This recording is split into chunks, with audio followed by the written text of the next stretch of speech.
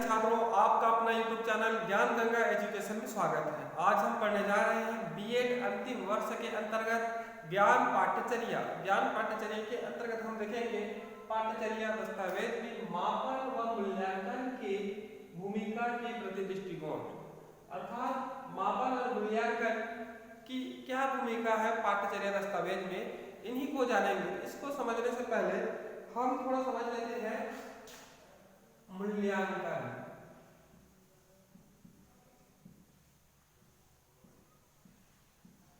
ठीक है, मूल्यांकन अर्थात मूल्य का अंकन।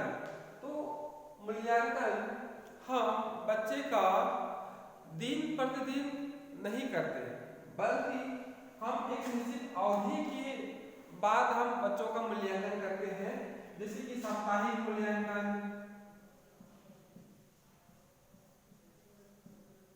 है, त्रैमासिक मूल्यांकन, अर्धवार्षिक मूल्यांकन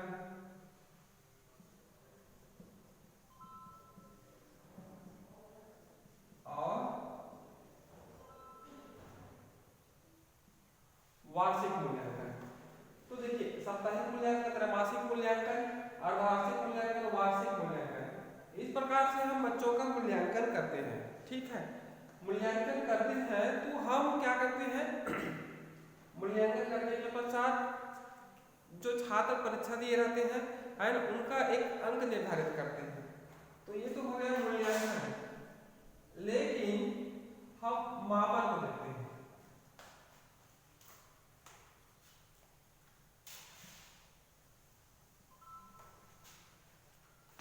अब देखते हैं मापन।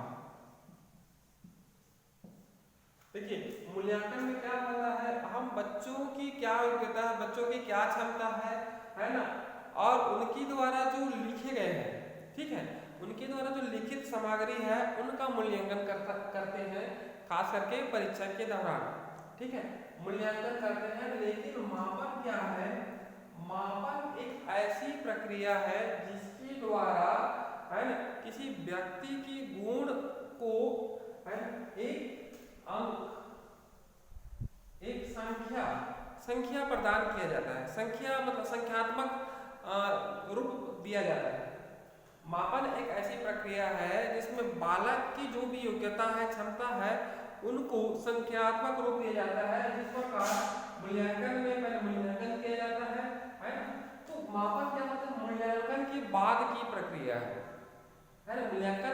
मूल्यांकन होता है, उसके बाद जो संख्यात्मक रूप दिया जाता है उसी को कहा जाता है मापन। अब देखिए, मान लीजिए उन्होंने मूल्यांकन कर दिया किसी बच्चे की कॉपी का, है ना, तो क्या मापन में क्या होता है, हम मापते हैं, है ना, निश्चित ओ के द्वारा। इस प्रकार हम टेप में किसी वस्तु की लंबाई को मापते हैं, है ना। तो वह सर्वमान्य क्या है, सर्वमान्य मापक यंत्र है जिनके द्वारा हम उनकी लंबाई को मापते हैं। ठीक उसी प्रकार शिक्षकों द्वारा बच्चों ने कितना अच्छे से लिखा है, कितने अच्छे ढंग से प्रश्नों को दिया है, उस आधार पर हम क्या करते हैं, मापते हैं, है ना। इस प्रकार कर सकते हैं। मूल्यांकन के बाद की प्रक्रिया है इसको संख्यात्मक।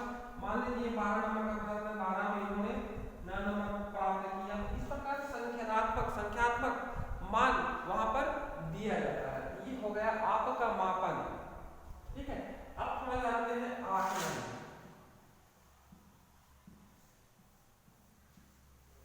आकलन उसे कहते हैं जो कक्षा शिक्षण के दौरान शिक्षक बच्चों के अंदर क्षमता, योग्यता को आंकता है कि बच्चे ने कितने अच्छे ढंग से जो उनके द्वारा पढ़ाए गए अधिगम को सीखा है। ठीक है, उनके द्वारा पढ़ाए गए किसी भी प्रकरण को सीखा है, तो शिक्षक क्या करता है, आंकता है कि बच्चे ने कितना सीखा, कितना जाना, है ना, उसी को आंका जाता है। वह कक्षा शिक्षण के दौरान ही संपन्न होता है, उसे कहलाता है आकलन। और रोहित धनखड़ महोदय ने कहा है कि मैं बच्चों का आकलन इसलिए कर रहा हूँ ताकि उनके बेहतर सीखने में मैं मदद कर सकूं। इस प्रकार ये हो गया आकलन। तो पहले मूल्यांकन, मापन, फिर आकलन। अब आइए जानते हैं नेक्स्ट।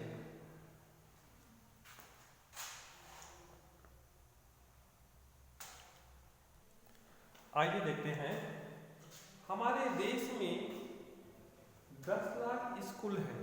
10 लाख स्कूल में 2025 लाख बच्चों को शिक्षण दिया जाता है, उनको पढ़ाया जाता है और पढ़ाने का कार्य 55 लाख शिक्षकों द्वारा संपन्न हो रहा है। उसके बावजूद भी 50% बच्चे उत्तीर्ण हो पाते हैं, बाकी जो 50% बच्चे हैं वह सही ढंग से उत्तीर्ण नहीं हो पाते, और कहें तो 37% जो बच्चे हैं वो साक्षरता जो प्राप्त करना चाहिए उन साक्षरता का अभाव देखा जाता है। इस प्रकार रिपोर्ट के आधार पर ऐसा निष्कर्ष निकलकर सामने आया। हमारे देश में परीक्षा सुधार संबंधी अनेक प्रकार के प्रयास किए गए। तो भारत की आज़ादी के पूर्व, भारत जब आज़ाद नहीं हुआ था उसके पूर्व सैडलर कमीशन सन 1917 से 1919 तक इस आयोग ने परीक्षा संबंधी सुधार पर कार्य किए। हार्टांग समिति ने भी 1929 में कार्य किए, सार्जेंट कमीशन ने भी 1944 में कार्य किए। तो इनमें अंग्रेजों का महत्वपूर्ण योगदान था परीक्षा प्रणाली में सुधार के लिए, जो कि रटने की प्रवृत्ति पर जोर दिया जा रहा था, उस पर दबाव कम करने का प्रयास किया और अनेक प्रकार की योजनाओं को लागू किया। ये तो थे किस समय की बात, ये भारत आजाद नहीं हुआ था उसके पहले की बात। उसके बाद भी अनेक प्रकार के आयोग आए जिन्होंने परीक्षा सुधार संबंधी पर कार्य किए। मुदालिर आयोग, कोठारी कमीशन, राष्ट्रीय शिक्षा नीति सन 1986, यशपाल कमेटी है ना 2005, NCM 2005, इन सारे जो आयोग थे उन्होंने मूल्यांकन संबंधी अर्थात परीक्षा प्रणाली पर सुधार के बारे में अनेक प्रकार की बातें कही। उसके बावजूद भी आज हमारी जो परीक्षा प्रणाली है उसमें सुधार की आवश्यकता महसूस हो रही है। हम केवल बच्चों को रटने की ओर अग्रसित कर रहे हैं, हम उसको समझने की बात ही नहीं कर रहे हैं। तो इसलिए इस पर जोर देने की जरूरत है ताकि बच्चों को अधिगम जो दिया जा रहा है या सिखाया जा रहा है उसमें थोड़ा और अमूल परिवर्तन की आवश्यकता है, ताकि जो रटने की प्रवृत्ति है वो कम हो सके। आइए हम इन्हीं सब मुद्दों पर बात करते हैं। तो सबसे पहले यशपाल समिति सन 1992-93 ने कहा था, परीक्षा प्रणाली बच्चों की रट कर शब्दशः लिख देने की क्षमता पर जोर देती है। जो परीक्षा प्रणाली है बच्चों को, है ना, बच्चों द्वारा रट कर शब्दों को लिख देने की क्षमता पर जोर देती है। परिणाम स्वरूप शिक्षक एवं अभिभावक बच्चे पर परीक्षा का अनावश्यक दबाव डालते हैं। अब देखिए यहाँ पर शिक्षक और अभिभावक बच्चे पर परीक्षा का दबाव डालते हैं, ठीक है, और रटने पर जोर देते हैं। यह बच्चों पर नकारात्मक प्रभाव डालता है। इस प्रकार यशपाल समिति 1992-93 ने कहा है। आइए हम देखते हैं NCF 2005 के अनुसार विश्वसनीय आकलन एक रपट देता है या अध्यापन के एक कोर्स के खत्म होने का प्रमाण देता है, या जिससे दूसरे स्कूलों, शैक्षिक संस्थानों, समुदाय, भावी मालिकों को अधिगम की गुणवत्ता और सीमा के बारे में जानकारी मिल जाती है। अब यहाँ पर कहा है विश्वसनीय आकलन एक प्रकार का रिपोर्ट तैयार करता है ना, जिस प्रकार कह सकते हैं जैसे कोई कोर्स खत्म होता है तो खत्म होने के पश्चात जो अंक सूची मिलता है, ठीक है, तो इस प्रकार से जो विश्वसनीय विद्यालय होते हैं, है ना, विश्वसनीय विद्यालय होते हैं और वह अच्छे प्रकार से बच्चों का आकलन करके मूल्यांकन करके उनको अच्छे प्रमाण पत्र देते हैं। अब आइए नेक्स्ट,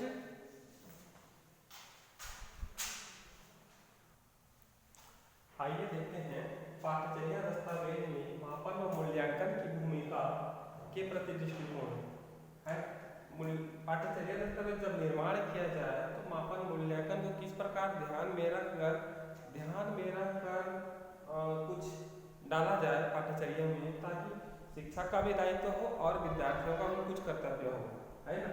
तो उन दायित्वों और कर्तव्यों को थोड़ा थोड़ा मूल्यांकन और मापन के बारे में बताया गया है। तो ये मापन तो मूल्यांकन के बाद की प्रक्रिया है जिसको हम संख्यात्मक रूप प्रदान करते हैं, और मूल्यांकन है वह बच्चों का किस प्रकार मूल्यांकन किया जाए इस पर जोर देता है, लेकिन हम कभी ना आकलन को नहीं भूलना चाहिए।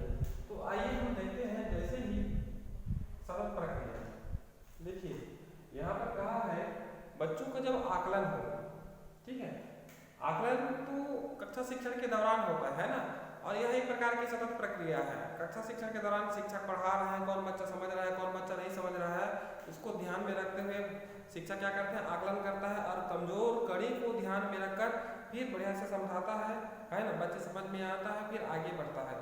तो इस प्रकार जो मूल्यांकन की जो प्रक्रिया है, आकलन की जो प्रक्रिया है वह सतत प्रक्रिया है। दूसरा, अंकों पर निर्भरता का अभाव। अधिकतर करके सभी छात्र ज्यादा अंक प्राप्त करने की होड़ लगी होती है, लेकिन ज्यादा अंक प्राप्त करने की होड़ की बजाय हमें ऐसे गतिविधियों के माध्यम से शिक्षण प्रदान करें जिनसे उनके अंदर अनेक प्रकार की कुशलताओं का विकास हो, संगठन में किस प्रकार रहे, सामुदायिक कार्य कैसे करें, अनेक प्रकार के कार्यों को कैसे निर्वहन करें।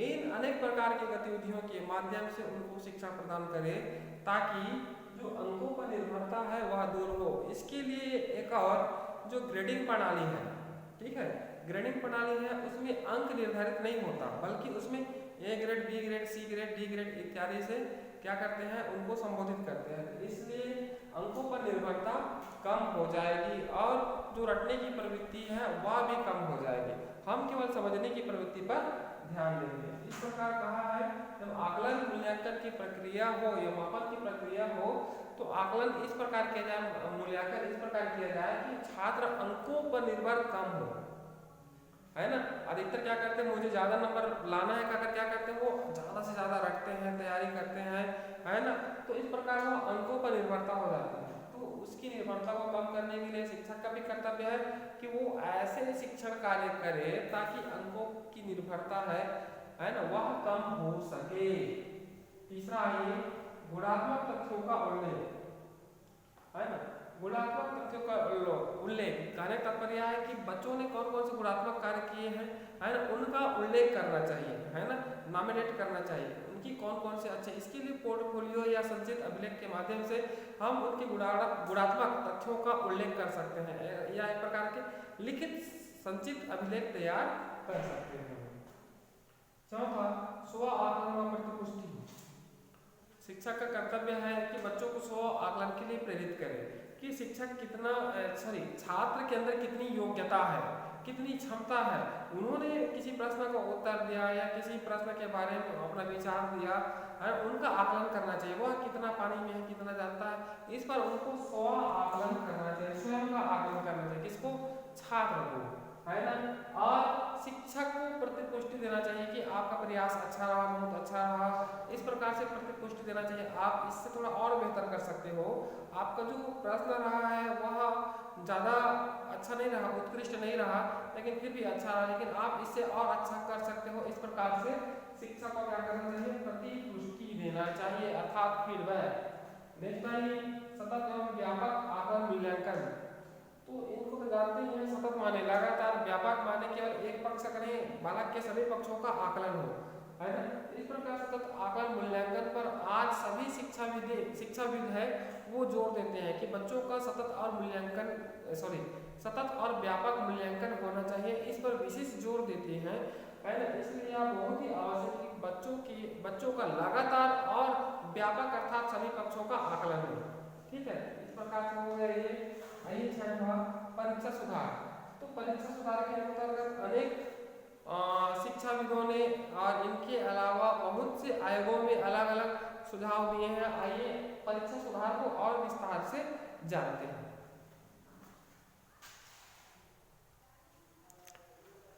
आइए देखते हैं, हमने 5 पॉइंट पढ़ लिए थे, आइए देखते हैं परीक्षा सुधार। परीक्षा सुधार में कहा गया है क्षमता आधारित मूल्यांकन हो। कहने का तात्पर्य है कि पालकों की अर्थात जो बालक है, बच्चे हैं, उनके अंदर जितनी क्षमता है उन्हीं क्षमता के आधार पर बच्चों का मूल्यांकन है, ठीक है। यह हो गया पहला। दूसरा है छोटी समय अवधि वाली परीक्षा हो। कहने का तात्पर्य है कि जो परीक्षा हो वह कम समय में संपन्न हो, जैसे कि अक्सर पेपर होता है 3 घंटे का, है ना, तो लगभग 1.5 घंटे का होना चाहिए, है ना। इस प्रकार से छोटी अवधि में क्या हो, परीक्षा संपन्न हो। साथ ही साथ जब हम बच्चों का परीक्षा ले रहे हैं, तो उसमें जो नकल की संभावना बनती है वो ना हो सके, ठीक है। तीसरा आइए, विद्यार्थी की बगल स्कूल में परीक्षा। कहने का तात्पर्य है कि जिस विद्यालय में बच्चे पढ़ते हैं वहीं पर उनका परीक्षा हो। तो वही हो गया बगल में, जहाँ पर बच्चे पढ़ते हैं वहीं पर उनका परीक्षा हो, लेकिन पर्यवेक्षक जो होंगे वो दूसरे स्कूलों से आएंगे या दूसरे गांव के स्कूलों से शिक्षक आएंगे पर्यवेक्षक के रूप में। यहाँ के जो स्कूल के पर्यवेक्षक हैं वो नहीं होंगे। कहने का तात्पर्य है कि बगल के स्कूल में परीक्षा हो और बाहर से पर्यवेक्षक आएंगे, अर्थात जो शिक्षक ड्यूटी देने के लिए वो बाहर से आएंगे। चौथा कहा है, परीक्षा तिथि में बदलाव नहीं, अर्थात बच्चों को जो परीक्षा पोस्टपोन नहीं हो जाता है कभी कभी, तो उस परीक्षा तिथि में बदलाव नहीं होना चाहिए, पहले नहीं होना चाहिए ना बाद में नहीं होना चाहिए, जो नियत तिथि है उसी में होना चाहिए। पांचवा कहा है, जितनी तैयारी उतनी परीक्षा। कहने का तात्पर्य है कि बच्चों का जितना तैयारी है, मान के चलिए किसी पाठ्य पुस्तक है उसमें उन्होंने 80% क्या किया है, उन्होंने पढ़ा है, समझा, या शिक्षक द्वारा उनको 80% पढ़ाया है, तो जितना उनकी तैयारी है उन्हीं के अंतर्गत प्रश्न पत्र तैयार किया जाए, या जितना 80% तैयारी है उसी में से प्रश्न को लिया जाए। नेक्स्ट आइए, पुनर्परीक्षा वांछनीय हो। अब यहाँ पर कहा है कि पुनर्परीक्षा वांछनीय हो, अर्थात जो बच्चों का पुनर्परीक्षा नहीं होता है वो सही हो, ठीक है, सही हो। आसान से कहा है कि पुनर्परीक्षा तुरंत हो, जैसे कि परीक्षा परिणाम आता है उसके पश्चात तुरंत पुनर्परीक्षा होना चाहिए। लेकिन यहाँ पर पुनर्परीक्षा के अंतर्गत ये कहा गया है कि जैसे परीक्षा फल आने के पश्चात कई लोग पुनर्मूल्यांकन के लिए भी क्या देते हैं, अपना आवेदन देते हैं, तो बच्चों का पुनर्मूल्यांकन हो और पुनर्मूल्यांकन है ना तुरंत होना चाहिए, इस प्रकार से कहा गया है। सातवां आइए, परामर्श। देखिए, विद्यालय स्तर पर विभिन्न प्रकार की टेंशन, समस्याएं, अनेक प्रकार के मानसिक तनाव ये सब उत्पन्न होता है, इसलिए परामर्श केंद्रों की स्थापना की जाए, अर्थात प्रत्येक विद्यालय में परामर्श देने वाले व्यक्तियों की नियुक्ति की जाए, ताकि विद्यार्थियों को उचित सलाह दे सके और उनकी जो तनाव है, उनकी जो परेशानी है उनको दूर कर सके। नौवां है, प्रश्न बैंक का निर्माण। अब शिक्षकों द्वारा प्रश्न बैंक का निर्माण किया जाए, जो शिक्षक पढ़ा रहे हैं है ना, तो वो प्रश्न बैंक का निर्माण करें। 10वां कहा है कि जो शिक्षक पर्यवेक्षक के रूप में कार्य कर रहे हैं, है ना, पर्यवेक्षक है, केंद्र अध्यक्ष है, लिपिक है और अनेक प्रकार के और इसमें पारिश्रमिक कार्य करते हैं, तो उनका पारिश्रमिक मूल्य मिलना चाहिए, अर्थात भत्ता मिलना चाहिए जो मिलता है। और आइए 11वां, प्रश्न पत्र बाहर ना लेता है। कई बार क्या होता है, मान लीजिए 3 घंटा का पेपर है, 8 से 11, 8 3 11, तो 10:30 बजे ही निकल जाते हैं, प्रश्न बना करके निकल जाते हैं, जिससे नकल की संभावना बढ़ सकती है। वो क्या होता है, प्रश्न लीक हो जाता है, ठीक है। तो आधा घंटे में कई लोग नकल चलेगी, तो क्या होता है, प्रश्न बाहर ना जाए, जो प्रश्न बाहर जाता है तो उनमें से लीक हो जाता है, तो लीक को क्या बोलते हैं, प्रश्न को यहाँ आकर के बता दिया जाता है ना। इसलिए प्रश्न बाहर लीक ना हो, इसलिए पूरी 3 घंटे तक समय लिया जाए और उसके बाद बच्चों को छोड़ा जाए, इस प्रकार से कहा गया है, ताकि प्रश्न पत्र बाहर लीक ना हो। 12वां है, मौलिक परीक्षा, समूह मूल्यांकन, मौखिक परीक्षा। बच्चों का समय समय पर मौखिक परीक्षा हो, मौखिक मूल्यांकन हो और समूह में मूल्यांकन हो, ठीक है। समूह में मूल्यांकन, मान लीजिए बहुत सारे बच्चे या कक्षा में बैठे हैं, तो उनके सारे समूह का मूल्यांकन हो। नेक्स्ट कहा है 10वीं 12वीं बोर्ड हो, है ना। 10वीं 12वीं के अलावा है ना राज्य और केंद्र स्तर पर 10वीं 12वीं ही बोर्ड हो, इसके अलावा जो कक्षाएं हैं उनको बोर्ड ना कहा जाए। इसीलिए 8वीं जो बोर्ड था, 5वीं बोर्ड था, उसको हटा दिया गया। अब केवल 10वीं और 12वीं को ही बोर्ड रखा गया, क्योंकि जो परीक्षा में 5वीं और 8वीं में जो दबाव आता है उन दबाव को कम करने के लिए, तनाव को कम करने के लिए ही 10वीं 12वीं को बोर्ड बनाया गया है। और परीक्षा सुधार संबंधी के संबंध में और जैसे कि सेट में हो, है ना, A B C D इस प्रकार के प्रश्न पत्र सेट में हो ताकि नकल की संभावना कम हो। और अनेक प्रकार की बातें और हो सकती है, लेकिन शिक्षाविदों ने इन सब बातों को कहा है। इनके अलावा और भी बातें हैं, ठीक है, तो उनको आप क्या कर सकते हैं, ऐड कर सकते हैं। तो ये हो गया पाठ्यचर्या दस्तावेज मापन मूल्यांकन की भूमिका के प्रति दृष्टिकोण। तो इस प्रकार से होना चाहिए। तो हम जो 6 बताए हैं, 6 में से ये और है, ठीक है, 6 में से ये आगे है, देख लीजिएगा। और क्या क्या